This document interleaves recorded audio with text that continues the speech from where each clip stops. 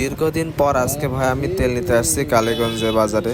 তো কালীগঞ্জের বাজারে এক এক করে সব পাম্পেই দেখবো, কিন্তু প্রথমে আসতে না আসতে দেখা গেল শ্রীলক্ষ্মী হলের পাশে যে পাম্পটা আছে ওই পাম্পটা। তো মোটামুটি থানার সামনের থেকে যে রোডটা আছে ওখান থেকে শুরু করে একদম শেষ পর্যন্ত পাম্প পর্যন্ত যে পরিমাণ ভিড় আপনারা নিজ চোখে দেখেন। আজকে আমি ভিডিওটা স্লো মোশন করবো না, ফাস্ট মোশনও করবো না, আমি যেভাবে নর্মালি বাইক চালাতেছি সেইভাবে দেখতে থাকেন। কয়েকটা দিন ধরেই কিন্তু মোটামুটি সব জায়গাতে তেল দিচ্ছে, তারপরেও এত ভিড় কেন, কিভাবে হচ্ছে তেল? আর এই তেলগুলো কোথায় বা যাচ্ছে? আমরা যারা আছি নর্মালি ইয়ং জেনারেশন, তারা শুরু করে মধ্যবয়সী এবং বৃদ্ধাবয়সী পর্যন্ত এখানে বাইকে তেল নিতে আসছে।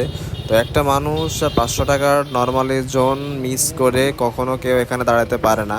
তো এখানে যারা আছে তারা কিন্তু কষ্ট করে দাঁড়িয়ে আছে, বাইক রেখে আশেপাশে ঘোরাঘুরি করছে রোদের মধ্যে। প্রচুর পরিমাণে কিন্তু রোদও হচ্ছে, এই রোদের মধ্যে দেখেন বাইকের উপরে কেউ নাই, তারপর বাইকটা রেখে চলে গেছে আশেপাশে কষ্টের কারণে। তো এই কষ্ট করে তেল নিতে হচ্ছে মাত্র 200 টাকা, 300 টাকা, সর্বোচ্চ 500 টাকা, 1000 টাকা। তো এই গত এক সপ্তাহ ধরে কিন্তু প্রচুর পরিমাণ তেল দিচ্ছে এবং প্রতিটা পাম্পে তেল দিচ্ছে। তারপরে ওই এত বাইকগুলো কোত্থেকে আসছে এবং আমরা কি রিজার্ভ করতেছি বাসায়, এটা মনে হয়?